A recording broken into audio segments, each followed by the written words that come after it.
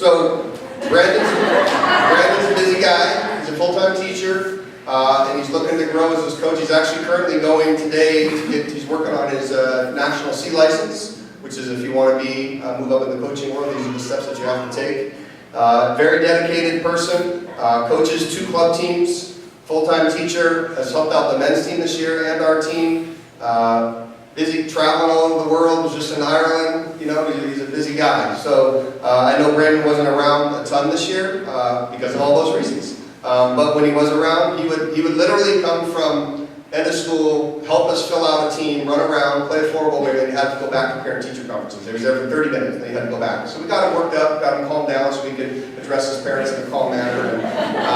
But, you know, I think especially on a roster with 34 players, you know, it's important to have a staff that can, you know, transcend over the entire group, not just me. There needs to be differences, and every player connects with every coach a little bit differently, and I think that, you know, Brandon has been a great resource for a lot of our players, and I'm thankful for all the work that he's done, and he's going to have a bright career if he wants to be a coach, so come on up, Brandon.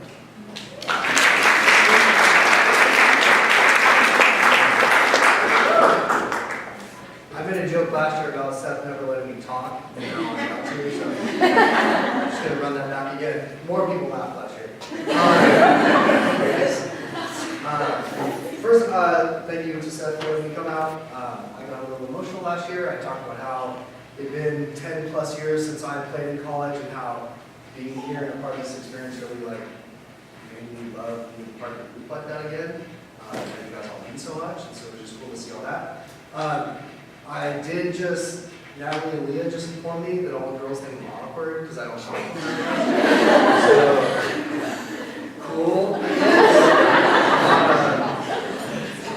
Seth had a really good point. He said that, you know, coaches connect with different players differently, and especially for the senior group, again, not calling you Seth's turn, not throwing shade on anyone, but last year's senior class was maybe a little more difficult to identify what they're breaking into, and you guys as juniors last year were just so amazing. I mean, just so many, I don't need to like say much names, but you guys have really been so great, and it was even cool this year. I was not out as much, but even was able to connect with some more of you, even more than I did last year, and that was really great.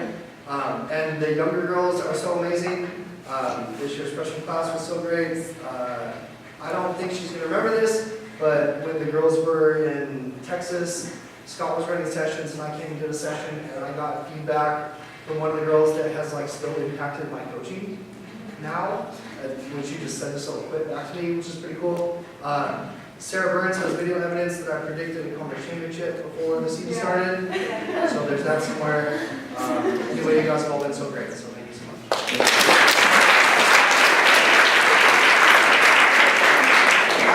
Okay, thanks. So let's get into our team awards. Good job, Ian. Okay, I wanted to get into our team awards. These awards are voted on by the team.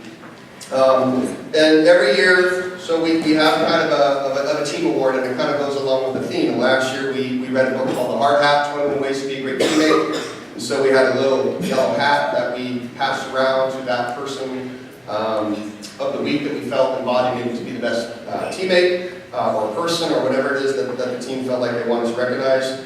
This year, with the team's word being roots, so we decided to get Baby Groot off of not Avengers, but Guardians of the Galaxy. Guardians of the Galaxy. Exactly. Yes. So I'm not a great shopper. I know that's really a big surprise. So I asked Kate, can you? I figured, you know, she's shopping for toys for GT. If you see some toys, you see this Baby Groot, can you pick one up from Target? So she texted me, what size do you want? This and that, and I said, I don't know. Just pick one out. So, anyways, and the cool thing is, we took the team to Starbucks after our way back from Willamette, and they presented. I forgot who it was, but it's Maddie. So Maddie presented the award to Kate. So Kate now is the sole owner of the Baby Groot Award for all of her work. So, in light of that long story, our award this year is the Roots Award, and it's reflective on. I think, like I gave the analogy at the beginning of the program where, you know, the roots kind of define our tree, and who, you know, this person who kind of embodies what PLU and soccer is about, and just as a person, teammate, that sort of thing. And I think they got it right. We have a lot of great people on our team, but this person certainly, she stands out. She's a, you know, a ray of sunshine every day that you see her smiling and happy, and that's Amber Richards.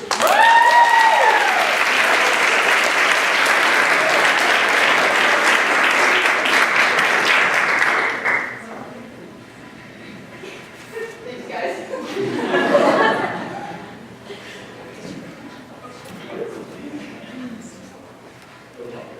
Yeah, sorry about that. And I had to save some of the stuff I'd normally say because I'm going to talk about Amber in a little bit. Our freshman of the year.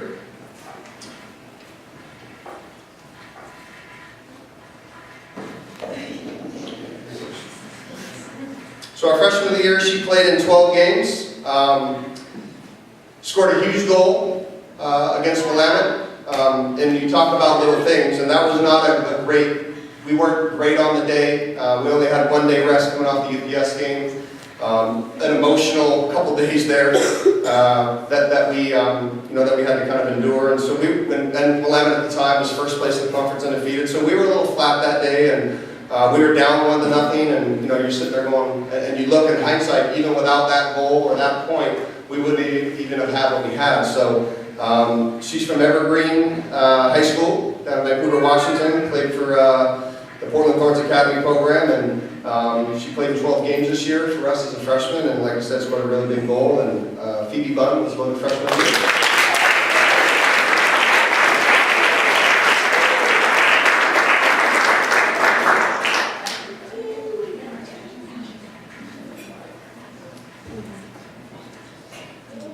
Okay, most improved, great story this. I often uplift her a lot to her team. You know, in her freshman year, when you look at her bio, it says was a member of PLU soccer team, which means that she didn't play or didn't travel or anything. And this year she ended up playing 20 matches, starting 15 of those, scored 7 goals, 3 game-winning goals, 2 assists, honorable mention All Northwest Conference.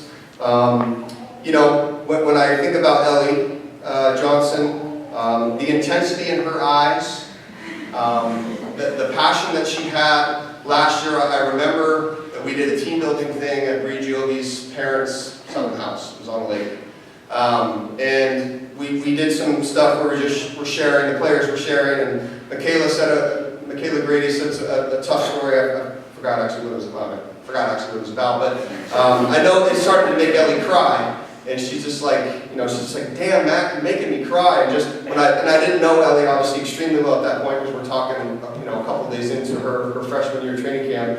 But when I saw her passion, I could just tell, like, man, this person really loves PLU already. I mean, oftentimes you have to invest in something to really, really love it. You know, sometimes you just love it because, hey, it looks nice, but to really, really care, the level of care and passion that Ellie has was immediate. Before she got here. And I think that's a great way that you know, she's lived her life, her work as a nursing major, and all these things. And I think that the team got it spot on, because she had a fantastic year. From, you talk about improvement and hope. Doesn't really matter where you start, it's kind of how you finish, and how she just projected herself up from one year to the next. Outstanding. So, Ellie Johnson.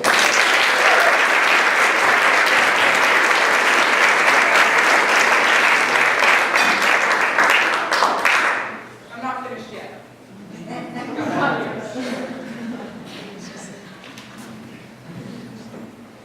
Okay, our defensive MVP, and certainly as the players know, we talk a lot about team defending. Everybody on our team has to defend, from the 9 all the way back. So we really, and we take a lot of pride in how we defend as a team. And when you look at, even when you listen to Pep Guardiola, who's the manager for Man City, you know, everybody talks about possession, but a lot of his game is based on pressing. A lot of his game is based on organization and defensive transition, winning the ball back immediately. These are all things that we try to put into our team. So there's a lot of people that are deserving of the sport. But this person, this year she played in, she's been a 2-year starter for us, played pretty much every minute of every game. Her journey has been similar to Ellie's, where she didn't play a lot in her freshman year, only 4 matches. But in her sophomore year, she elevated, played in all 22 games that we played, was a honorable mention All-Northwest Conference player for us. This year she projected up into a first-team All-Conference player for us, and also was an All-Region team. So if you talk about improvement, Brie Hunton continues to move in that direction, and she is our defensive player of the year.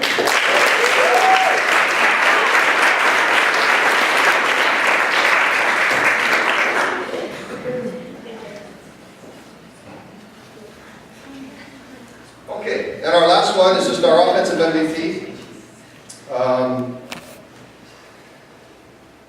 This player has played for us for 3 years. She transferred in from Washington State. I think that, again, I've got a lot more to say about her when we get to senior speeches, but I do want to say that, again, there's a lot of reasons on why our team kind of caught fire at the end. One of the big reasons was certainly Liz Griffith's form in terms of scoring goals and just being a creative attacking player. She was, at the time, to be honest, I don't know if she would have gotten the award that she did based on what was going on, not just with her, but our team. But her change towards the second half of the season, I really think allowed her to be Northwest Conference Offensive Player of the Year, first team All-Conference, first team All-Region. And I think that really had a lot to do, and it really had a lot to do with our team gaining the success that we had. So she ended up the season with 7 goals and 9 assists, and I think I've already mentioned all of her accomplishments statistically during the season. But again, I'm really proud of the way that Liz turned it around, because without her offensive output, and certainly there's a team behind that for sure, but without her actually having to grow in her confidence to shoot more and take those opportunities, we wouldn't have been where we're at. So offensive MVP, Liz Griffith.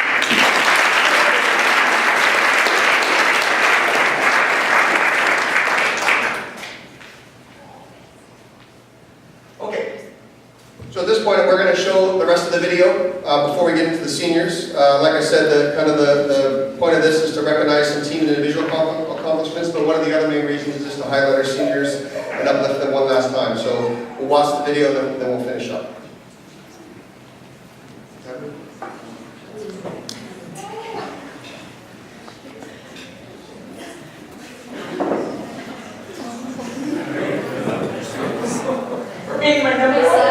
Everyone's to the bathroom, and she's gonna be really mad if she misses this. Okay. Like, wait 30 seconds.